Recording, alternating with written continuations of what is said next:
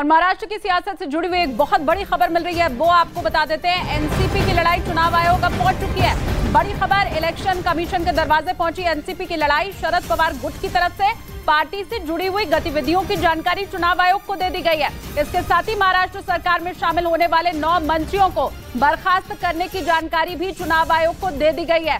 बड़ी खबर आपको बता रहे हैं, इलेक्शन कमीशन के दरवाजे तक लड़ाई अब पहुंच चुकी है। इलेक्शन कमीशन का आगे का क्या तरीका रहता है इसे सुलझाने का या ये तय करने का कि असली एनसीपी आखिर है क्या, कौन है असली एनसीपी, किसके पास रहने वाला है उसका चुनाव चिन्ह, ये सारी बातें अभी आगे की रहने वाली हैं। अपडेट इस पूरा मामले से जुड़ा हुआ यही है कि शरद पवार गुट की तरफ से जो भी अभी तक की पार्टी की गतिविधियां रही हैं उसकी जानकारी चुनाव आयोग को दे दी गई है।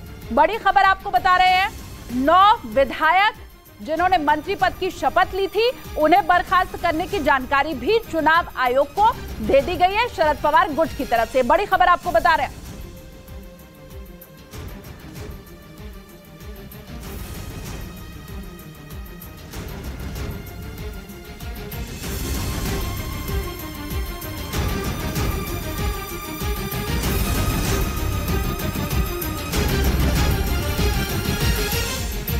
तो बड़ी खबर महाराष्ट्र की सियासत से जुड़ी हुई आपको बता रहे हैं, एक तरफ तो एनसीपी के दोनों गुटों की आज मीटिंग होनी है और वहीं दूसरी तरफ चुनाव आयोग तक ये मामला पहुंच चुका है।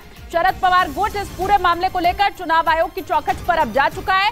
ये बताया गया है कि अभी तक कौन कौन सी एक्टिविटी पार्टी की तरफ से की गई है, इस बात की जानकारी चुनाव आयोग को दे दी गई है। 9 विधायकों को बर्खास्त कर दिया गया है, ये बात भी चुनाव आयोग तक बता दी गई है।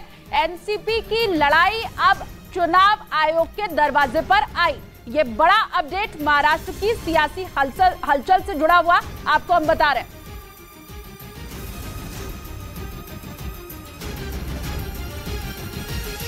और इन सब के बीच वेस्ट बैंक के जेनिन इलाके से इजराइल की फौज लौट चुकी है। वहां से इजराइल की सेना के काफिले की वापसी के कुछ वीडियो भी सामने आए और इस वीडियो में सेना की कई बख्तरबंद गाड़ियां एक कतार में चलती हुई दिखाई दी हैं। दावा यह किया जा रहा है कि इजराइल की सेना को जेनिन इलाके से लौटने का आदेश देने के बाद इजराइल की फौज की गाड़ियां वहां से वापस जाती दिखाई दी। इजराइल की सरकार का दावा था कि उनकी सेना ने आतंकियों का सफाया करने के लिए वेस्ट बैंक इलाके में एक विशेष अभियान चलाया था, जिसमें उसने कम से कम 12 फिलिस्तीनी आतंकियों को मार गिराने का दावा किया। बताया गया कि इसके लिए इजराइल की सेना के करीब 1000 से ज्यादा जवानों को तैनात किया गया था, जो कि ऑपरेशन खत्म होने के बाद वापस लौटते दिखाई दिए।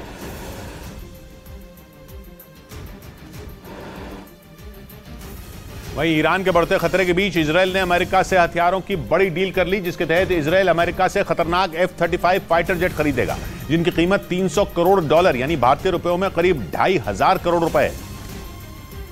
जिसके बाद इजराइल की ताकत और बढ़ जाएगी, क्योंकि F-35 दुनिया का सबसे आधुनिक लड़ाकू विमान है और इसमें एक साथ दर्जनों मिसाइलें लगाई जा सकती हैं।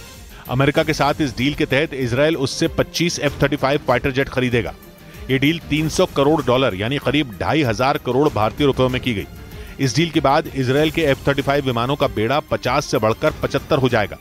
इजराइल ने अमेरिका के साथ F-35 फाइटर जेट खरीदने की डील ऐसे समय में की है जब ईरान के साथ उसका विवाद चरम पर है।